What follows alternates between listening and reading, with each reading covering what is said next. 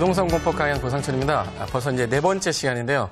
부동산 공법 중에서 이제 지구단위 계획 이후에 그동안 좀 중요한 내용 중에서 도시군계획 시설 사업을 오늘 할 거고요. 그리고 토지 거래에 관련된 투기 관련 막기 위해서 만든 토지거래 허가 제도 2가지를 오늘 정리해 보도록 하겠습니다.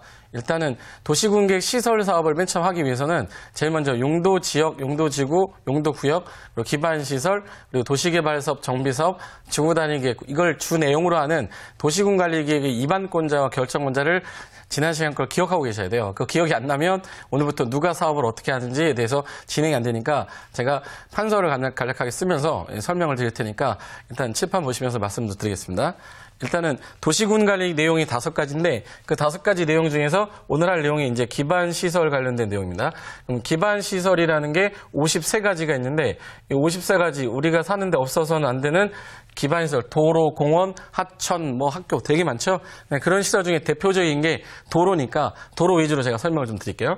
그럼 도로라는 걸 설치할 때 이 도로를 설치하려고 하는 것은 해당 도시 관할하는 장이 해당 지역 내에서 필요하니까 도로가 현재 2차선인데 부족하다. 또 확장을 해야겠다. 그러려면 해당 도시를 관할하는 장이니까 해당 도시는 특별시, 광역시, 제주도는 제주특별자치도, 특별자치시, 일반 시나 군수가 해당 도시 관할 행정기관장이 입안을 하는 건데 이게 국가계획 관련돼서 고속도로 같이 아주 중요한 사안입니다. 그럼 그때는 국토교통부 장관이 직접 입안할 수도 있고 이게 광역계획 관련돼서 2개 이상 도시에 걸치는 거면 국토교통부 장관이 아니라 이제는 광역계획권 지정될 때 같은 도다. 그럼 도지사 관련된 사람이 짜니까 그때는 도지사가 직접 입안할 수가 있어요. 그럼 요 입안하는 사람이 계획을 입안했다는 얘기는 하려고 한 사람이라는 뜻이고요.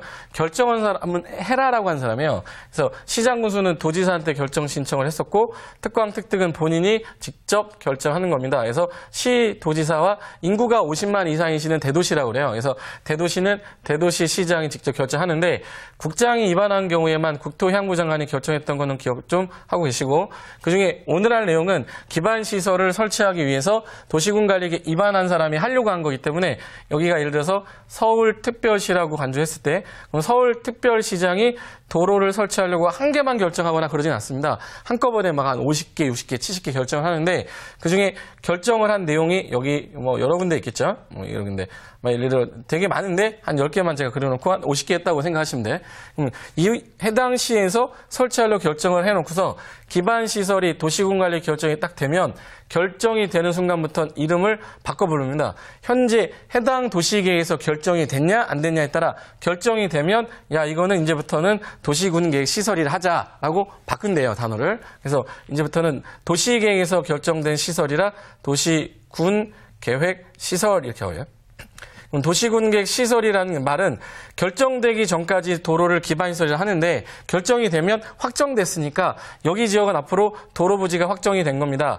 학교 부지로 확정이 된 겁니다. 이런 결정에 대한 표시를 얘기해 주는 거예요. 그래서 결정이 딱 되는 순간부터는 해당 지역에서는 건축이라는 게 금지가 됩니다. 건축 행위를 금지시키는 이유는 내가 만약에 이 토지 소유자라고 생각하면 해보세요.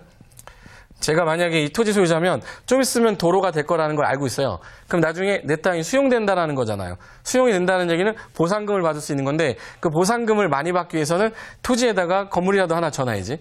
가만히 멍청하게 있으면 안 되죠. 그러다 보면 기존의 도로가 확정이 됐는데도 불구하고 건축물을 막 지어서 그 해당 지역의 보상금이 늘어나니까 사전에 차단을 하겠다. 그래서 건축 금지라는 행위 제한을 하겠다 이 뜻입니다. 그럼 건축 금지가 될 당시에 이 토지 제가 확대를 한번 해볼게요. 확대를 하면 해당 토지의 소유자 중에 해당 토지 여기서 지목이 혹시 A가 지목이 됩니다.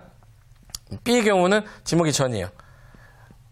그럼 일단 결정이 될 당시에 건축행위 제한을 받는 사람은 지목이 대인 사람이 주로 받는 거지 전인 사람이 주로 받지는 않는다는 얘기죠. 그럼 대인 사람은 건축물을 못 짓는 거니까 열받을 건데 이 B인 사람은 전이니까 건축하지 마 그러면 B가 안 해 그럴 거예요. 그러면 얘는 의미가 없죠. 그럼 여기서 행위 제한을 받는 요 A라는 사람의 사유재산권 보호를 하기 위해서는 특정한 제도가